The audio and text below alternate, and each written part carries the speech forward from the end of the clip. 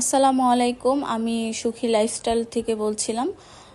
সুখী লাইফস্টাইল পেজে আপনাদের সকলকে স্বাগতম। আজকে একটি ডেইলি ব্লগ শেয়ার করব, তো চলেন শুরু করা যাক। সকাল সকাল আমি ঘুম থেকে উঠে আমার রুমের পর্দাগুলো সরিয়ে দেখছিলাম, এত সুন্দর রোদ আসছিল আমার রুমে। দেন আমি রান্নাঘরে চলে গেলাম চা বানানোর জন্য। আমাদের এখানে গ্যাসের খুবই প্রবলেম, সকালে গ্যাস থাকে না, মানে খুবই কম থাকে। তো অল্প গ্যাসে আমি একসাথে চিনি আর চা পাতা একসাথে দিয়ে তারপর চাটা জাল করে নিচ্ছিলাম।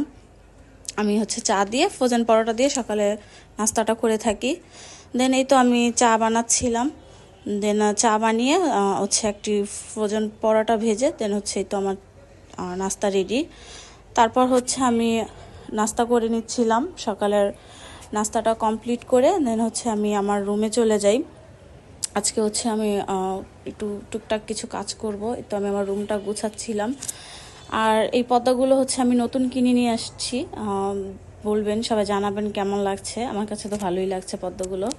তারপর কুসুম বালিশগুলো আমি সেট করে নিচ্ছিলাম। আজকে ভাবছিলাম ঘরে টুকটাক কিছু কাজকর্ম করব। দেন এই তো কুসুম বালিশগুলো সেট করে রেখে গতকাল আমি কিছু কাপড় ধুয়ে দিয়েছিলাম, ওগুলো শুকিয়ে গেছে, তো ওগুলো ভাঁজ করে নিচ্ছিলাম। কাপড়গুলো ভাঁজ করে নিয়ে দেন আমি ডাইনিংয়ের জানালাগুলো পরিষ্কার করছিলাম। এত ধুলো জমে গিয়েছে, অনেক দিন ধরে পরিষ্কার করা হয় না। তো এই তো ডাইনিংয়ের গ্লাসগুলো পরিষ্কার করছিলাম। তারপর ডাইনিংয়ের জানালার পর্দাগুলো চেঞ্জ করে দিচ্ছিলাম। দেখেন কত সুন্দর রোদ আসে আমার রুমে। আমাদের বাসার পুরো চারদিকেই খুব সুন্দরভাবে রোদ আসে। তারপর আমি ডাইনিং টেবিলটা পরিষ্কার করে নিচ্ছিলাম। আজকে বাসায় কিছু গেস্ট আসবে। এই তো আমার ডাইনিংয়ের ফাইনাল লুক, খুব সিম্পল। তারপর গোসল করে আমি দুপুরে লাঞ্চটা করে নিচ্ছিলাম। আমাদের রাত্রি খাবার রেডি করে রাখা হয়।